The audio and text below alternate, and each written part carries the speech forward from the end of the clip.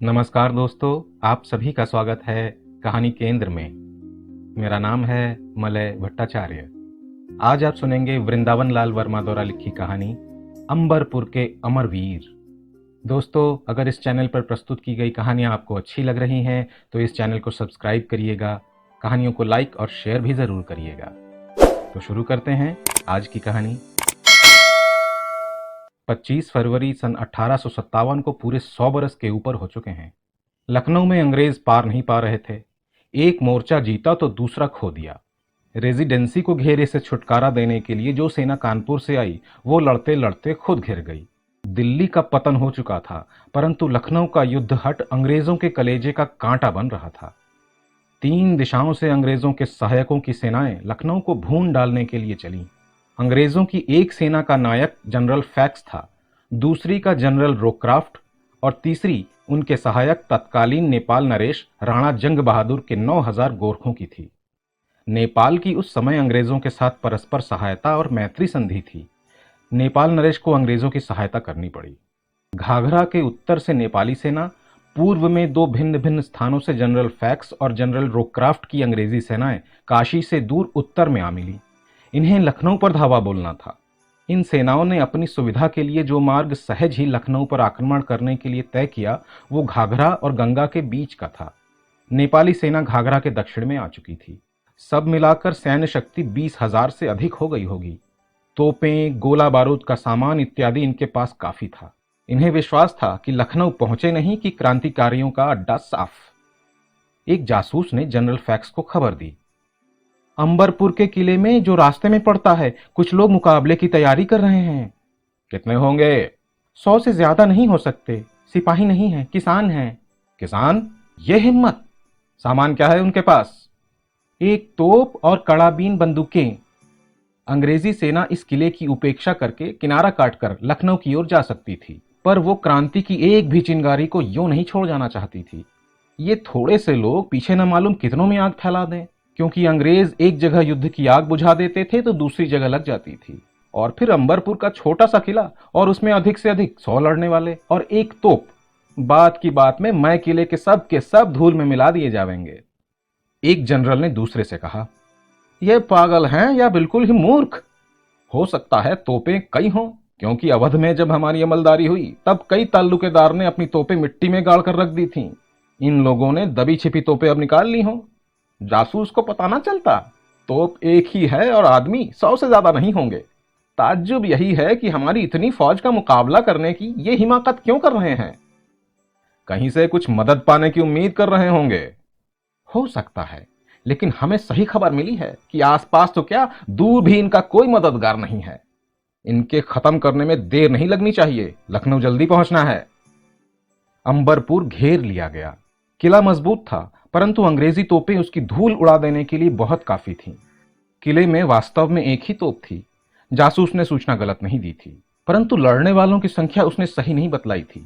वे 100 नहीं थे, केवल 34 थे और मुकाबले में आक्रमणकारी 20,000। किले की प्राचीर के छेदों में से उन्होंने दीमकों की तरह फैली हुई अंग्रेजी सेना देखी। सूर्य के प्रकाश में तोपें, सैनिकों की कलगियां, बंदूकों के ऊपर लगी हुई संगीनें दमक रही थीं। ये सब इन 34 ने देखी, फिर अपनी उस एक तोप की तरफ देखा। उनके नायक ने अपने साथियों को एक जगह इकट्ठा करके कहा, जब तक दम में दम है फिरंगियों को यहां से आगे नहीं बढ़ने देंगे, नहीं बढ़ने देंगे, नहीं बढ़ने देंगे। उन्होंने सबने मुट्ठियां कसकर छाती ताने सिर उठाए कहा, पहले इसके कि गोरे हमारे ऊपर गोलीबारी करें, हमें अपनी तोप में बत्ती लगा देनी चाहिए। नायक ने समझाया और 34 योद्धाओं ने एक दूसरे से गले मिलकर अंतिम राम राम की। कंठ किसी का नहीं कांपा, भौहों पर बल किसी के भी नहीं आया, गला किसी का नहीं भर्राया। उनके सटे होठों पर भीनी सी मुस्कान थी, क्योंकि वे जानते थे कि क्या करने जा रहे हैं और क्या पाने जा रहे हैं। वे सब किसान थे, अवध के किसान। तोप चली। किले की फसील के छेदों में से कड़ाबीनों ने आग उड़ ली। अंग्रेजों का एक मोर्चा तितर बितर हो गया।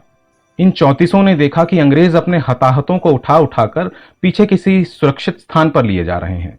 अंग्रेजों की तरफ से तोपों और राइफलों ने मौत उगलनी शुरू कर दी। किला टूटने लगा, दीवारों और बुर्जों की धूल उड़ने लगी, परंतु 34 योद्धा अपनी अपनी जगह पर अडिग थे। अंग्रेजी तोपों के फटने वाले गोलों ने बुर्जों और दीवारों को तोड़ते हुए उन योद्धाओं पर भी वार किया। माघ महीने का उतरता पक्ष था। सूर्य की सुनहली किरणों में किले की बुर्जों और दीवारों के रज कण मिल मिलकर उन योद्धाओं के रक्त की बूंदों को एक एक सूर्य सा बना रहे थे। किले से थोड़ी ही दूर जंगल था। जंगल के पलाश वृक्षों के पत्ते गिर चुके थे। लाल कलियां हरी हरी टहनियों पर उमगने लगी थीं। तोपों के धुएं में से वे इन सूरमाओं के परमवीर बलिदान को झांक झांक कर कुम्भला सी रही थीं। तीसरा पहर लग गया, परंतु अंबरपुर के किले से तोप अब भी गरज रही थी। कड़ाबीनें अब भी कड़क रही थीं। 34 में से एक गिरा, दो गिरे और गिरते चले गए, पर उनमें से किसी ने अपने ठिकाने से हटने की बात भी नहीं सोची। जहां जो खड़े खड़े या बैठे बैठे बंदूक चला रहा था, वहीं शत्रु की गोली खाकर रह गया। मेरे जीते जी तो अंग्रेज वहां से आगे नहीं बढ़ सकेंगे। केवल यही एक धुन मन में थी और अंत तक रही। संध्या होने में देर थी कि उन 34 में से 33 योद्धा स्वतंत्रता संग्राम की वेदी पर बलिदान हो गए। उधर अंग्रेजी सेना के हताहतों की संख्या 50 हो गई। यहां अभी एक बचा था। उसने इधर उधर देखा। बाहर से गोले बरस रहे थे। गोलियों का धुआंधार हो रहा था। उसके साथियों की लाशें अपने अपने मोर्चे पर अडिग पड़ी थीं। उनकी मुट्ठियों में जकड़ी हुई कड़ाबीनें भी निश्चल हो गई थीं। उस एक ने मन ही मन कहा, एक मैं तो हूं। अंबरपुर की तोप अपने वीर चालक के साथ ही ठंडी पड़ गई थी, पर यह अपनी बंदूक भर भर कर चलाया जा रहा था। उसके होंठ से होंठ सटे थे। धूल और धुएं से सना पसीना बह बहकर उसके लहूलुहान शरीर को शाबाशी दे रहा था। उसके सामने की दीवार टूट चुकी थी। थोड़ी सी आड़ ले लेकर वो गोली चला रहा था। एक बार आड़ में से उसका सिर जरा सा निकला, बस बाहर से गोली आई और वो अपनी बंदूक पकड़े ही दीवार के ढेर से टिककर अपने 33 साथियों से जा मिला। अंबरपुर के किले से अंग्रेजों पर अब कोई गोली नहीं आ रही थी। थोड़ी ही देर में धूल और धुआं बैठ गया। अंग्रेजों को अंबरपुर का दुर्ग साफ दिखलाई पड़ने लगा। अंग्रेजी सेना जय घोष करती हुई किले में घुस आई। बंदूक पर संगीने चढ़ाए ताकते झांकते गोरे सैनिक बाकी के बचे हुए योद्धाओं को कैद करके तुरंत फांसी देने के लिए खोजबीन करने लगे। एक भी न मिला। कहां गए सब? जनरल ने प्रश्न पर प्रश्न किए। उत्तर मिलने में देर नहीं लगी। उन योद्धाओं के शवों ने बतला दिया, अब तुम्हारी फांसी पाने के लिए एक भी बाकी नहीं रहा। हाँ, ये कुल 34 थे। इन्होंने हम हजारों का मुकाबला किया। उफ, ये सब हीरोज परमवीर थे। जनरल फैक्स ने अपने सहयोगी से कहा। अस्ताचलगामी सूर्य मानो कह रहा था, निस्संदेह ये परमवीर थे। मैंने दिन भर आज इनका शौर्य देखा है। इनका नाम अनंत काल तक मेरी किरणों को जगमगाता रहेगा।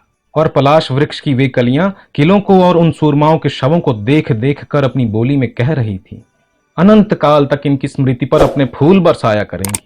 इन्होंने अपने त्याग, बलिदान और पराक्रम से अंबरपुर को सचमुच अमर कर दिया।